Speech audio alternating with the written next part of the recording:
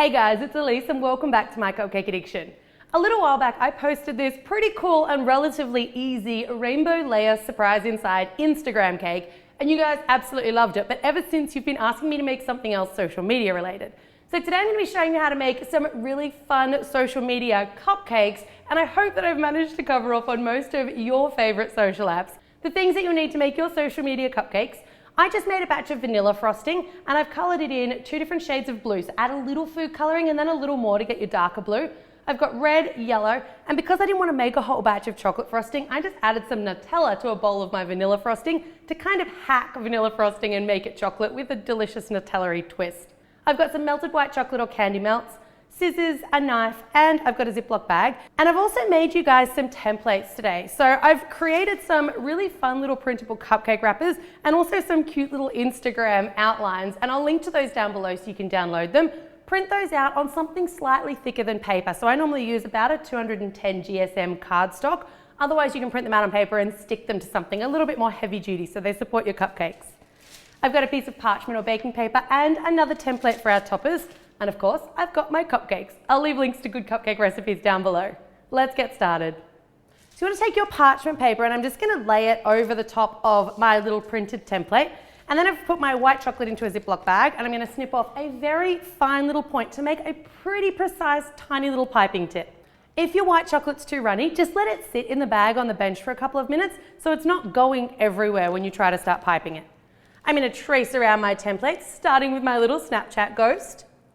And I always like to start by doing the outline and then filling it in, because that way I kind of have more room for error. If I make a bit of a mistake around the outline, I can kind of drag the chocolate back inside the shape. And as the outline starts to set, it gives me a really nice little guide and a barrier for all the rest of my white chocolate to sit within. And then you're going to pipe the little white chocolate stem. So this is basically what holds it in place in the cupcake, and it's a delicious bit of white chocolate hidden within the cupcake. Because I know these are going to set as we go along and I don't want to have all these little ridges in there, after I pipe each of my toppers, I'm just going to lightly tap my paper on the bench. Don't get too crazy. You don't want to mess up your white chocolate, but you'll see it just sort of flattens the top out and makes it a little bit less lumpy and bumpy. Moving on, and you want to do all 4 of your little logos. Those ones you don't want to set in the fridge, because if you put them in the fridge, it's going to cause the chocolate to kind of curl a little bit. So just set them at room temperature. While they're setting, we can frost up our cupcakes. So I've got mine all sitting in the cupcake wrappers, but I don't recommend actually frosting them in the cupcake wrappers. I'm going to frost them just in their regular little liners, and we're going to do a flat top frosting style. This is a style of frosting that I use all the time, and I love it because you don't need any piping bags or any piping tips. We're literally just using a knife. If you didn't catch my video where I showed you 5 cool, fun decorating techniques using nothing more than a knife, I'll leave a link to it down below. Basically what I'm doing is I'm just piling on a ton of frosting. I'm smoothing it so that it sort of squishes out over the outside edges of the cupcake. It looks a little bit messy at the moment.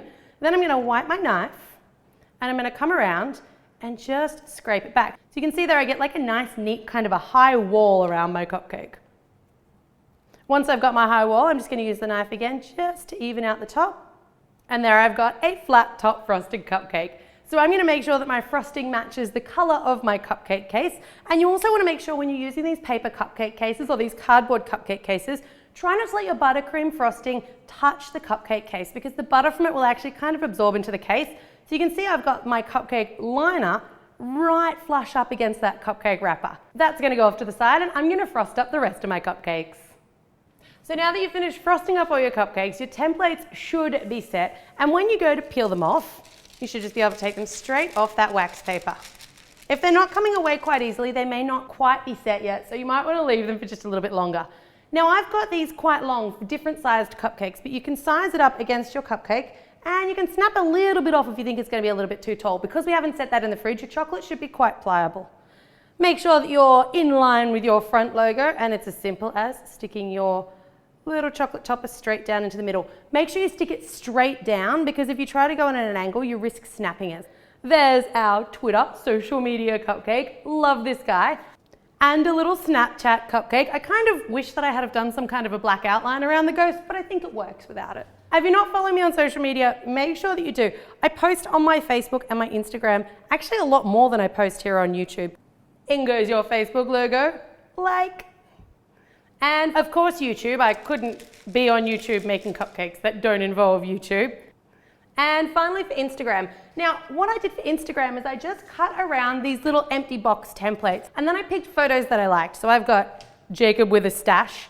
I've got Oliver eating a gigantic cupcake. So I just printed the picture, stuck it inside the little Instagram frame, stuck the Instagram frame onto a toothpick, and then I'm going to pop it into the top. Once again, I'm making sure that that little Instagram template doesn't come in contact with that chocolate frosting. I thought this one was really simple, and I kind of wanted to keep them that way because I wanted to make sure you only needed one color of candy melt in the white, so I didn't go getting crazy amounts of ingredients involved. I hope you guys loved today's social media cupcakes video. Make sure you follow me on social media if you're not already following me here, there, and everywhere. I'll leave all my links down below. If you like this video, let me know down below. If you want to see something else, I always love to hear suggestions. And as always, thanks very much for watching.